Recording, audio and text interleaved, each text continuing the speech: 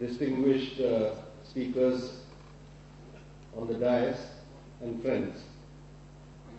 I'm really happy to be in the company of all these persons on the stage, because with the possible exception of Comrade Bardan, none of them who are opposed to the nuclear deal can be called Chinese agents. I would like to tell sections of the media who are politically illiterate and some sections of the Congress leadership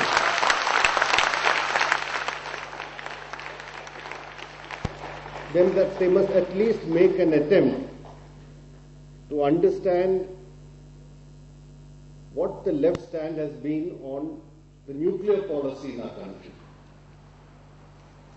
We have not ever advocated joining the Nuclear Non-Proliferation Treaty. We supported the stand of the government, successive governments, not to be party to the NPT. The Chinese government would have liked India to be party to the NPT, but we were against joining the NPT. We were against joining any discriminatory treaty. The Chinese government would like to have India under a non-proliferation regime. That has been the stand also. They are part of the 5, the P5 also. My party has not been agreeable to that. So even on nuclear policy, we don't agree with what China says, as far as our country is concerned. And assuming that China will support India's case in the nuclear suppliers group, we would still be opposed to this nuclear cooperation agreement with the United States of America. There's another misconception about the stand of the left parties. Dr. Gopalakrishnan will remember that when Parliament discussed this matter last year, in August, it was a time when the Hyde Act had not been passed. There was draft bills before the House of Representatives and the Senate of the US Congress. And after studying these two pieces of legislation, that we started raising very serious apprehensions. And because the left parties raised 9 queries, 9 points, and the scientists had also met the Prime Minister. I think some of them here on the dais met the Prime Minister. And their 5 points were taken into account, and then because we had consistently raised this question, the Prime Minister made a statement in the Rajya Sabha, I think on the 17th of August. So now the government is telling people that, yeah, the Prime Minister made this statement, he gave very categorical, clear-cut assurances. The left was satisfied, many others were satisfied. Then why is it now that they have suddenly come out against this 123 agreement? I'd like to remind you that this was on the 17th of August, and it is a fact. Many of the members of the leaders and members of the Rajya Sabha are here. We were satisfied with the Prime Minister's statement. I think Comrade Sitaram, Shri Amar Singh, all of them said yes, this can be accepted. But what is not stated is that subsequently the Hyde Act was passed in December 2006.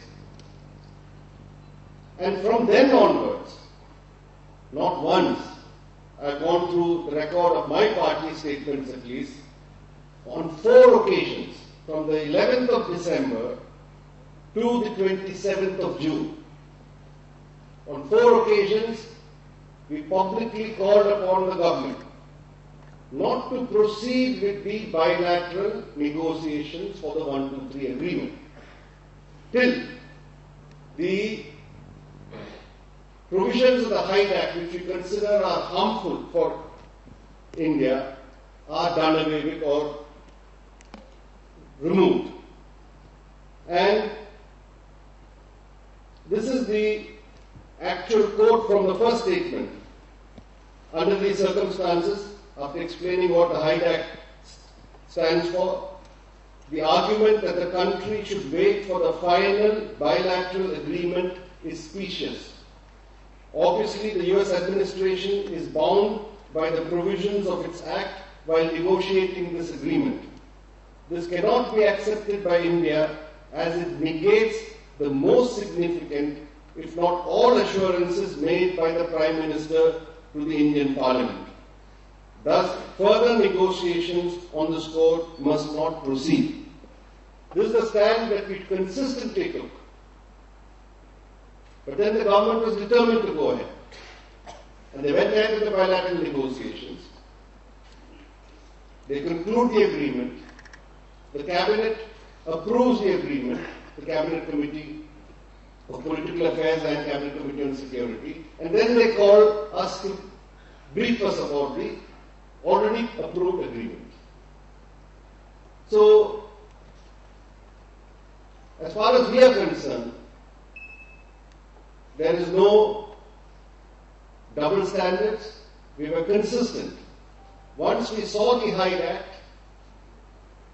the implications of which some of the speakers have explained to you, we had demanded that the government not proceed with the bilateral negotiations. And the government's position always would be, wait for the 1, 2, 3 text, then we can see. Now they are saying 1, 2, 3 has been concluded, nothing can be done.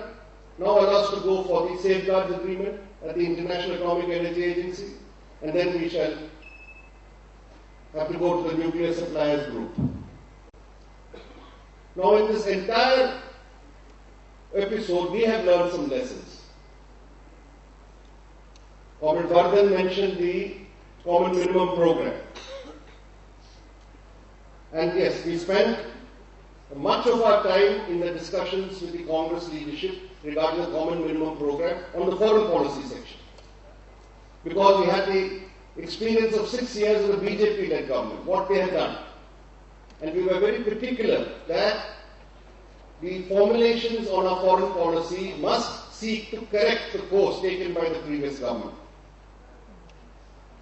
But then what happened? In June 2005, our government signs a 10-year defense framework agreement with the United States of America. Forget about briefing us, we were not even aware of this till the media reported this matter. And the media also, first text we got from the US side, from their website.